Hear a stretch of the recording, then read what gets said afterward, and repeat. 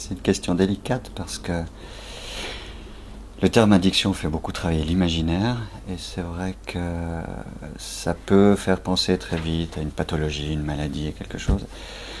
Et il y a un autre sens à Phoenix, deux précautions à prendre avec ça. Déjà pour les jeunes, pour les mineurs, on ne parle pas d'addiction, de cyberaddiction, on parle plutôt d'usage excessif ou abusif.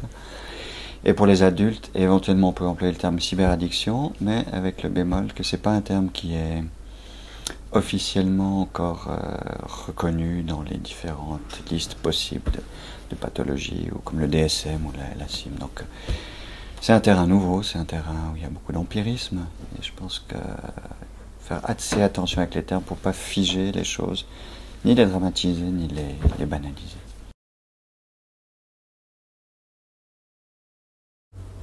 C'est tout public, je dirais. C'est un peu comme Tintin. Non, c'est même pas de 7 à 77 ans, c'est avant et après. On a tendance à beaucoup parler de ça pour les jeunes.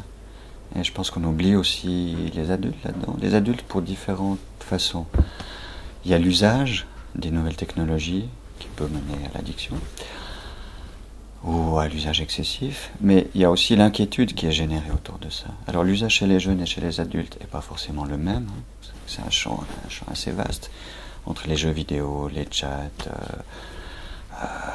l'addiction à Internet, ou quelqu'un qui passe tout son temps à surfer, ou à certains types de sites. On parle beaucoup de cyberpornographie, donc c'est un monde vaste. Et puis, il y a le monde des adultes qui est analphabète, un peu comme moi dans ce domaine, et qui pense a priori que faire des jeux vidéo, c'est dangereux. Jouer à des jeux en ligne, c'est dangereux. Consulter des sites, c'est dangereux. Passer beaucoup de temps sur Internet, c'est dangereux. J'ai envie de dire, ça peut l'être comme ça peut ne pas l'être. C'est pas un problème en soi, c'est ce qu'on en fait. Et ça s'inscrit dans un environnement, dans un contexte.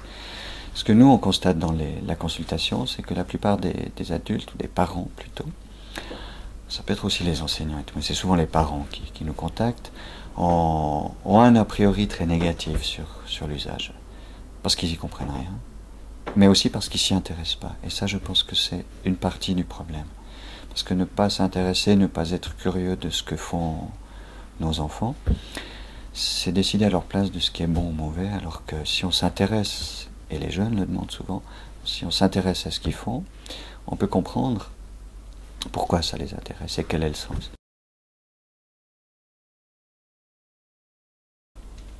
Alors, en matière d'usage excessif ou abusif ou cyberaddiction avec guillemets, on travaille à Phoenix sur le même mode qu'on peut travailler par rapport à d'autres types d'addiction chez les jeunes ou chez les adultes. L'idée étant que tous les types d'addiction finalement visent à quelque chose d'assez similaire au niveau cérébral, mais au niveau de la vie en général. Je ne vais peut-être pas entrer dans les détails. Donc, ce qu'on observe presque toujours quand il y a addiction ou usage excessif, c'est que ça comble, comme je l'ai dit tout à l'heure, un manque, que ça calme une douleur ou une souffrance, et que ça remplit un espace laissé vide par le jeune, mais aussi par l'entourage. Et donc, on vient y trouver ce qu'on ne trouve pas ailleurs. Donc ça crée un déséquilibre finalement. Comme si vous êtes addict à une substance, vous focalisez toujours plus de temps sur la substance, et là la substance serait l'activité elle-même. Donc ce qu'on fait, c'est qu'on essaie d'abord de comprendre ce qui se passe.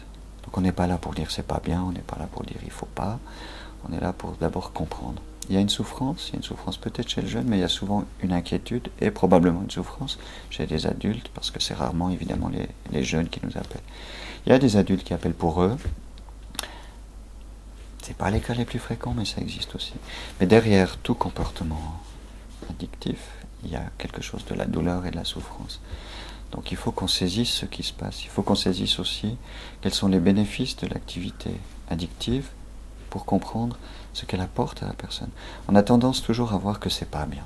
Oui, c'est pas bien dans le sens où si ça prend tout le temps, ça coupe de la vie sociale, ça peut couper de l'école, du travail, des relations familiales, des relations amicales. Ça crée un déséquilibre. C'est un petit peu comme si vous faites quelque chose qui prend tout le temps, ou presque tout le temps, et que vous négligez les autres aspects de la vie, alors que vous comme moi, on a plusieurs facettes dans notre vie. On n'a pas que cette facette. Je ne suis pas que psychologue, heureusement.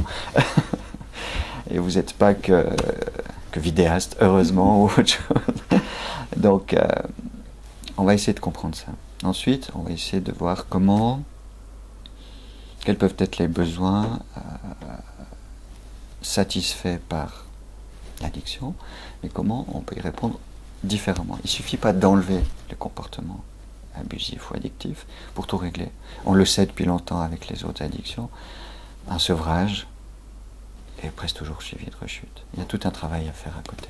Parce que quand vous enlevez quelque chose qui, même si ça génère de la douleur, ça amène aussi du plaisir et des bonnes choses, eh ben, il reste plus de place pour la douleur. Et donc, il faut pouvoir calmer, éteindre cette douleur autrement.